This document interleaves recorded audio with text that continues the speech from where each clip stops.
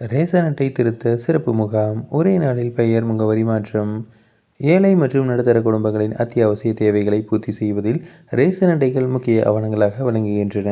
நியாய விலைக் கடைகள் மூலம் மலிவு விலையில் வழங்கப்படும் உணவுப் பொருட்கள் மட்டுமின்றி அரசின் பல்வேறு நலத்திட்டங்களை பெறுவதற்கும் இது அவசியமாக உள்ளது.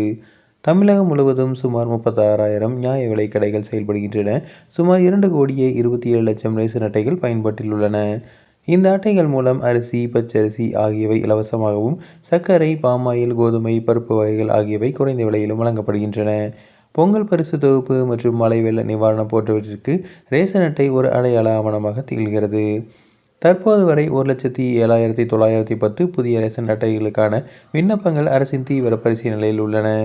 இதில் தகுதியுடைய சுமார் 55,000 நபர்களுக்கு விரைவில் ரேசன் அட்டைகள் விநியோகிக்கப்படும் என அதிகாரிகள் தெரிவித்துள்ளனர்.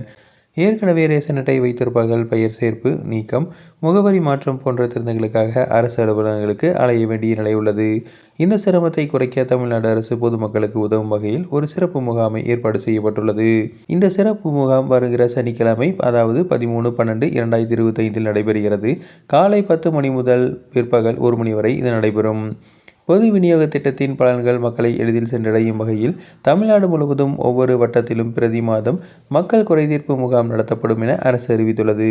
குறிப்பாக சென்னையில் உள்ள உணவுப் பொருள் வழங்கல் மற்றும் நுகர்வோர் பாதுகாப்பு துறையில் 19 மண்டல உதவி ஆணையாளர் அலுவலகங்களில் இந்த சிறப்பு முகாம்கள் நடைபெறுகிறது. இந்த முகாம்களில் பொது விநியோக திட்டம் தொடர்பான சேவைகளை பெற்றுக்கொள்ளலாம். அதாவது குடும்ப அட்டைகளில் பெயர் சேர்த்தல் அல்லது நீக்குதல், முகவரி மாற்றம் செய்தல், கைபேசி எண் பதிவு செய்தல் அல்லது மாற்றம் செய்தல் போன்ற சேவைகளை நீங்கள் பெற்றுக்கொள்ளலாம்.